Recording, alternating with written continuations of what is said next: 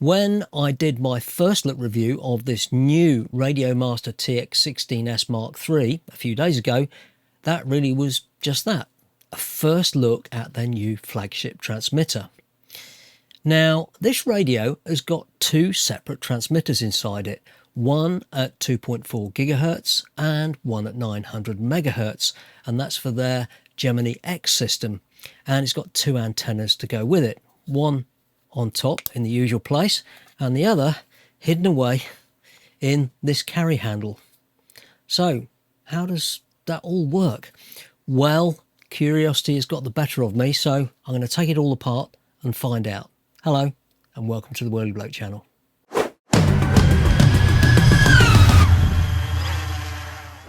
Right, let's fathom out how to get this apart. So let's make things safe, get that out of there and remove these grips. It's fairly standard, they're quite nice leather look, red stitching, but they come off exactly like standard RadioMaster radios.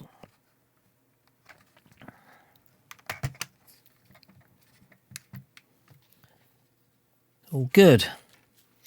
Right, let's get that out. As we know, there's one antenna up here and the other one is in this very sturdy carry handle. So, looks like we've got 6 screws, there, and there.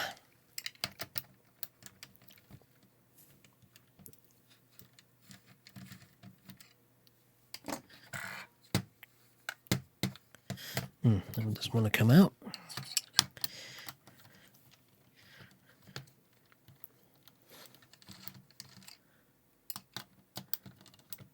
Now, a lot of these RadioMaster radios only have 4 screws to take them apart, but I'm guessing because it's such a big form factor, then there's these 2 additional ones here under the JR module cover.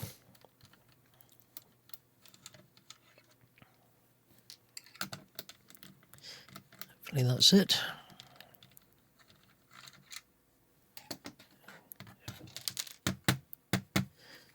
We've got 5 of those. I'll get that one out in a minute. Okay, I just need to be a little bit careful here. Looks like that's all good. There's going to be some wires. Yeah, just this one here. Just carefully pull that out. So before I have a look inside where these antennas are, quick look at what's going on in here. Looks fairly standard, and unlike the GX12, these gimbals are mounted to the case, not to the PCB, which is good. These shoulder modules here are replaceable. You get those in the radio, so you can get rid of these these rotary controls here. But anyway, let's have a look at what's going on here. Well, this is clearly the Gemini transmitter module, and as we know, this is running 2 frequencies, 2.4 gigahertz and sub G they call it, which is 900 megahertz. So there'll be 2 separate amplifier circuits and receiver circuits here, and 2 separate antennas. Now we've got one that runs up here into the top and swivel antenna. Okay, and this other one runs down here and into the handle. Okay, interesting. Well, let's just take these UFLs off carefully and pull out the module just to have a quick look. I'm more interested really as to which of these 2 antennas is which. And it will sort of bug me until I actually know. Doesn't make the radio work any better, but I just like to know things, and I think other people do as well. So, okay. So that's the dual Gemini module, and there's nothing obvious to say which of these two UFL outputs is which. No silk screening to indicate anything. Fan on the bottom here, and there's quite a clever sort of like air funnel here, which is presumably this is pushing air out of there. Very neat. Okay, let's have a look here. Well, as we can see, this antenna here, let me get a pointer of some description. Here we go. This antenna here is going up into the top antenna, and it's, I'm guessing, quite a short wire, or maybe just a simple dipole in there. It's not very long. So I'm guessing that that is the 2.4 gigahertz antenna.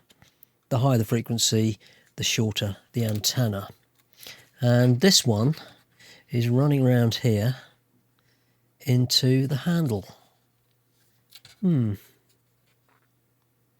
Okay, so this handle's actually got some screws holding it together, so let's get that apart and see what we can see. Okay.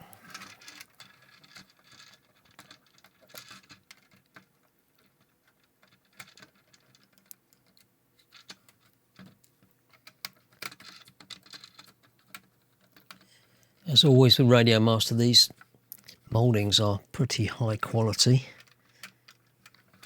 It's what we've come to expect from RadioMaster, to be honest. And to be fair, a lot of the other manufacturers have upped their game as well.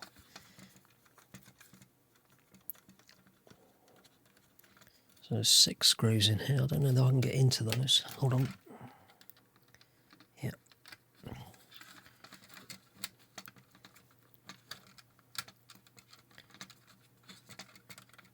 Okay. This is fairly straightforward. The top antenna here doesn't seem to have any way of taking it apart, so I imagine that's sort of moulded for life. I don't really fancy trying to get into that, but this has got these 6 screws running down the back there. So how does that come apart? Oh, that's the other screw falling out. Let's have a look here. Okay. Push that out. Give it a gentle tug. That's coming out nicely. That's okay, that's good. This is just a wire under here. It doesn't really seem long enough for a 900 megahertz antenna, if I'm honest.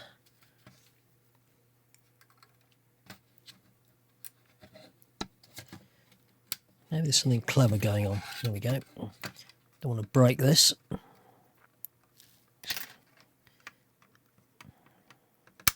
There we go.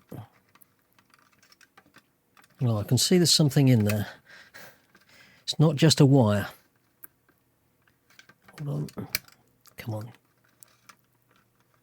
There we go. As I suspected. So there is some sort of PCB here with all the usual traces on it. And I think that is an antenna extender, which essentially is a way of fooling the radio into thinking that this is a longer antenna than it actually is. But there we go, that solves the mystery. Quite what that's doing yet, I'm not 100% sure, but interesting. Let's get this back together. It's looking good. I'll get that in there. Fantastic. So, once you actually crack this TX16S MK3 open, the antenna layout starts to make a bit of sense, at least as far as I can tell from just looking at what's going on. This top fold antenna, it looks like the obvious candidate for 2.4 gigahertz, where the wavelength is short, and a compact loaded dipole or whip, whatever's in there, works really efficiently. I can't get it apart, so I can't really see. The more interesting bit is the 900 megahertz antenna hidden in this carry handle, and that definitely isn't just a bit of wire. As we saw inside here, there's a small PCB with a ground plane and those meandering traces. You know, it looks like an antenna, which is a very common way of electrically sort of stretching an antenna so it behaves like a quarter wave radiator without needing something 8 or 9 centimeters long sticking outside the radio. And my assumption is that this PCB is also doing the impedance matching back to 50 ohms, so the RF stage sees a sensible load rather than just wasting power as heat. Put together, it looks like a deliberately well-designed antenna for each band, spaced apart inside the radio to reduce coupling and improve efficiency, which should translate to a more stable and long-range link, especially on sub-gigahertz, where 900 megahertz really comes into its own. Now, of course, the proper way to prove all this would be to stick each of the antennas onto VNA, look at the return loss across both bands, or do some controlled range testing with one of the antennas disconnected at a time, and that would give you a definitive answer of which is which. I just don't have the appetite to go that way down an RF rabbit hole at the moment. But from a design point of view, this is actually a really sensible, well thought layout. It's clever use of the case and the carry handle, and they've clearly made an effort to give each radio its own properly designed and suited antenna with some physical separation.